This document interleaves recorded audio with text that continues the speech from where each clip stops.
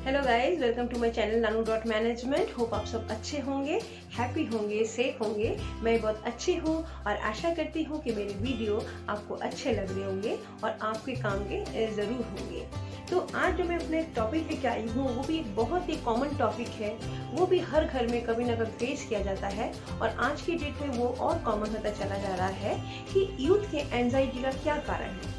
आज का यूथ एक एंजाइटी में चल रहा है, तो जबकि यूथ एक ऐसा पीरियड है जिसमें ब्लॉसम का पीरियड है, उसमें इंसान को खुश होना चाहिए, हैप्पी होना चाहिए, कॉन्फिडेंट होना चाहिए। लेकिन कहीं ना कहीं यूथ के दिमाग में, टीन से लेके यूथ तक के दिमाग में एक एंजाइटी पनप रही है। उसका क्या कारण है? फियर तो हम समझते हैं, जब हमें पता होता है कि हमें इस चीज से डर लग रहा है तो वो तो फियर हुआ। लेकिन एंजाइटी क्या है? एक अनएक्सपेक्टेड डर है, मतलब जिसे हमें पता नहीं है कि हम क्यों डर रहे हैं।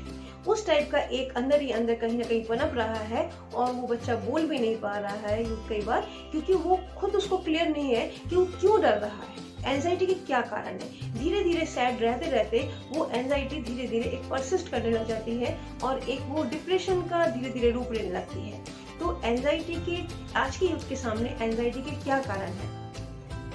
क्योंकि एंजाइटी एक अनएक्सपेक्टेड फियर है जिसमें इंसान को ये लगता है कि एक एंटिसिपेटेड सा फियर है कि ऐसा हो सकता है, ऐसा हो नहीं रहा है लेकिन ऐसा हो सकता है।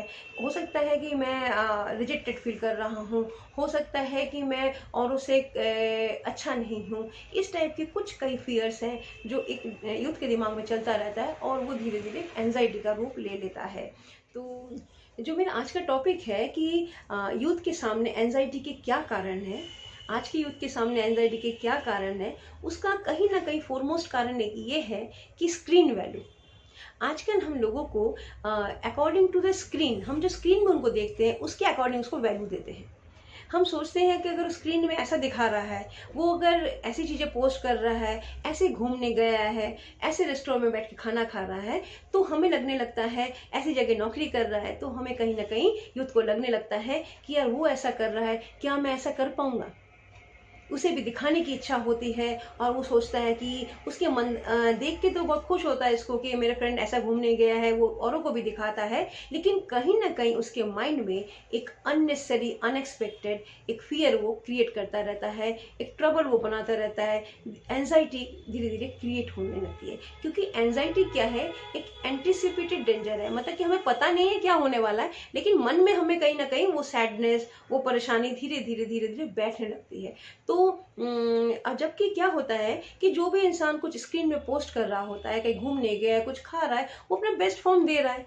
हालांकि जो हमारी लाइफ होती है वो तो सब कुछ मिला के ही होती है ना, वो खाली बेस्ट नहीं होती। उसमें बहुत कुछ ऐसा होता है जो हमें every day to day life face भी करना होता है, लेकिन वो तो हम दिखा नहीं रहे, हम दिखा वो रहे हैं कि बेस्ट फॉर्म हमारा क्या है। इसीलिए भी कहीं ना कहीं यूथ बहुत ज्यादा परेशान हो रहा है, क्योंकि पहले क्या था कि जो होता था वो दिखाई देता था, जो एक्चुअली किसी के पास है वो वही दिखा पाता था। लेकिन आजकल स्क्रीन होने से क्या है कि वो चीज है नहीं है, वो स्क्रीन में दिखाता रहता है। तो इससे भी बच्चे कहीं ना कहीं बहुत ज्यादा डिस्टर्ब हो रहे हैं, बहुत ज्यादा एंजाइटी में जा रहे हैं। धीरे धीरे उनकी सैडनेस जो है एंजाइटी में कन्वर्ट हो रही है, क्योंकि ये एक अनएक्सपेक्टेड फियर है। उसको भी नहीं पता, बच्चे को भी नहीं पता, उसे फियर हो रहा है, उसे अनएक्सपेक्टेड फियर हो रहा है, लेकिन धीरे धीरे वो घर करता जा रहा है और एंजाइटी में कन्वर्ट हो जाता है। आई थिंक ये पहला जो पॉइंट है वो है स्क्रीन वैल्यू, वो बहुत ही इंपॉर्टेंट पॉइंट है इस टॉपिक का। जो यूथ के सामने एंजाइटी का एक फोरमोस्ट कारण और सेकंड जो मेरा पॉइंट है वो ये है पेरेंटल डिसअप्रूवल। क्या होता है कि यूथ हर चीज की अप्रूवल पेरेंट से चाहता है, वो चाहता है कि मेरा पेरेंट अप्रूव करता रहे।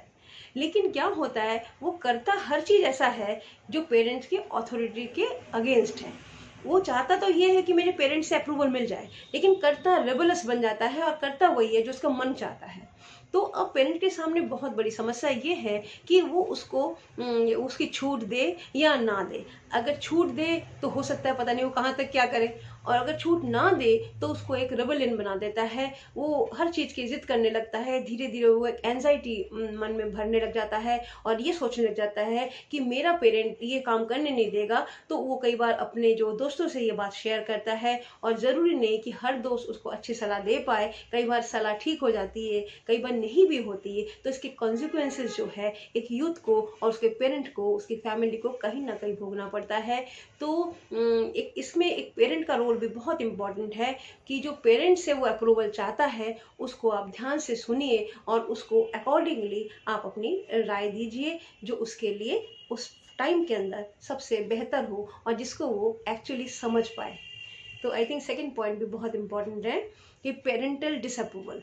जो आज का मेरा टॉपिक है, इसको जो थर्ड पॉइंट है वो भी बहुत ही एक इम्पॉर्टेंट पॉइंट है। वो ये है कि यूथ के सामने एंजाइटी का जो कारण है उसका एक फोरमोस्ट कारण ये भी है कि फेलियर इन रिलेशनशिप्स।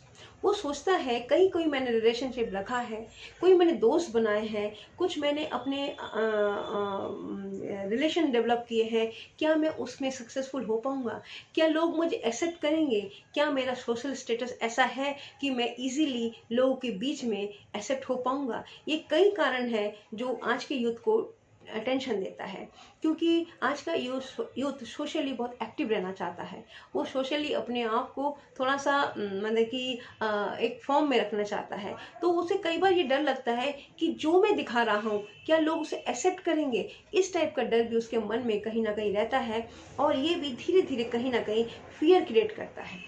क्योंकि अगर हम जो है हम वही दिखाते हैं तो हमें कोई फियर नहीं है, लेकिन जो हम है नहीं, लेकिन हम दिखाने की कोशिश वो कर रहे हैं कि यार मैं ऐसा हूँ, मैं कॉन्फिडेंट हूँ, मैं ऐसा हूँ। तो क्या होता है इसमें कि हमारे मन में भी एक साइमल्टेनियसली डर चल रहा है। एक तो हमने दिखा दिया, लेकिन उसका जो रेसिप्रोकेटेड डर है वो हमारे दिल के अंदर फीड हो गया। मैंने हमने दिखाया कुछ और है, दिखा के तो हम खुश हो गए कि लोगों ने मेरे बारे में ऐसा सोचा, लेकिन उसका जो एक साइमल्टेनियस डर है वो हमारे माइंड में कहीं ना कहीं फीड हो जाता है।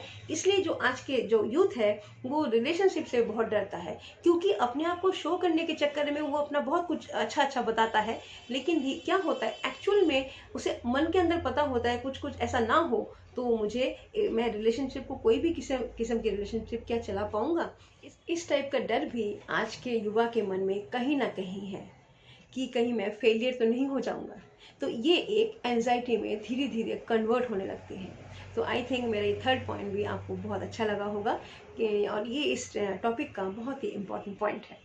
जो आज के टॉपिक का फोर्थ एंड फॉरमोस्ट पॉइंट है वो ये है कि एकेडमिक्स भी आज के डेट में एक एंजाइटी का बहुत बड़ा रीज़न बन गया है, क्योंकि हर बच्चे को ये स्ट्रेस है कि उसे मैक्सिमम नंबर अचीव करने हैं।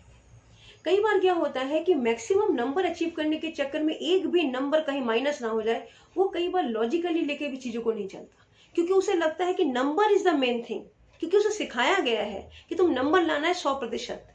अगर 100% नंबर की लड़ाई है तो उसे कोई मतलब नहीं बनता। अगर किसी चीज का उसे लॉजिक नहीं समझ आ रहा है तो उसे लॉजिक में जाना भी नहीं चाहता। वो चाहता है मेरे नंबर पूरे आने चाहिए, because I am in competition.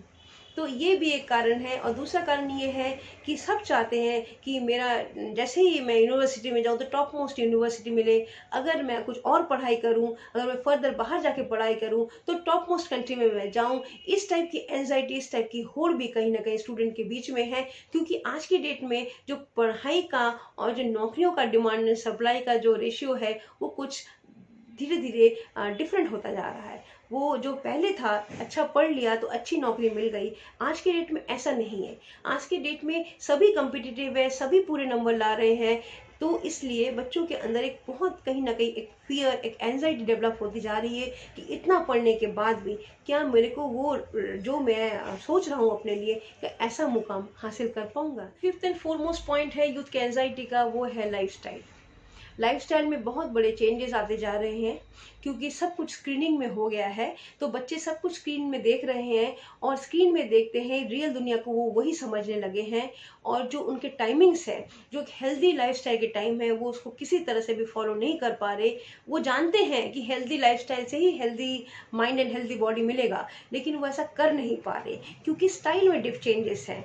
जब स्टाइल में चेंज होता है तो सब उसी फॉर्मेट में जाना चाहते हैं, और उसी फॉर्मेट में जाके कहीं ना कहीं बच्चों का हेल्थ और जो डेवलपमेंट है है वो कम हो रहा है, और वो कहीं ना कहीं क्या हो रहा है, वो धीरे धीरे क्या हो रहा है कि किसी चीज का सहारा ले रहे हैं, जैसे इस टाइप के ड्रिंक्स का, अल्कोहल्स का, कॉफी का, इस टाइप की चीजों का सहारा लेते हैं अपने आप को करने के लिए, अपने आप को एक्टिव रखने के लिए कि नहीं मैं एक्टिव हूँ। लेकिन ऐसा नहीं है, उनका कहीं ना कहीं हेल्थ डिटेरियोरेशन भी हो रहा है, और इससे भी एक धीरे धीरे एंजाइटी हो रहा है, क्योंकि उनको पता है कि मेरा हेल्थ खराब हो रहा है, बच्चे को पता है कि मेरा हेल्थ खराब हो रहा है, लेकिन क्या हो रहा है कि एग्जैक्टली वो नहीं कर पाता जो उसे करना चाहिए।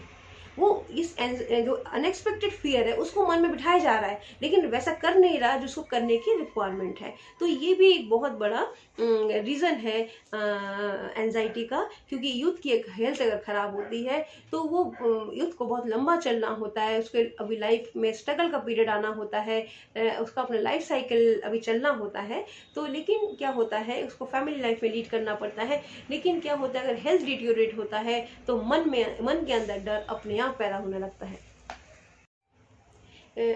अगर हेल्थ यूथ के सामने हेल्थ का इशू आता है तो कहीं ना कहीं ये एक मन के अंदर एक फियर क्रिएट करता है, एक अनएक्सपेक्टेड फियर क्रिएट करता है, जिसे एंजाइटी का रूप ले लेता है, क्योंकि उसे पता है कि अभी तो यूथ का पीरियड है, अभी से मेरे अंदर ये बीमारियां चल रही हैं, तो आगे जाके मैं कैसे संभाल पाऊंगा। तो ये भी कहीं ना कहीं अनएक्सपेक्टेड फियर क्रिएट करती है, एक एंजाइटी फॉर्म करती है। इसलिए यूथ को चाहिए एक हेल्दी लाइफस्टाइल, एक minimum level of healthy lifestyle follow करे, ताकि उसका हेल्थ कुछ पीरियड, एटलीस्ट कुछ सर्टेन टाइम तक, सर्टेन ईयर्स तक ठीक ठाक सब बना रहे, मैंने बिल्कुल यूथ में वो बीमार ना चलने लग जाए। तो ये एक बहुत इंपॉर्टेंट पॉइंट है कि what are the reasons of anxiety in today's youth. तो आई थिंक आपको आज का टॉपिक अच्छा लगा होगा।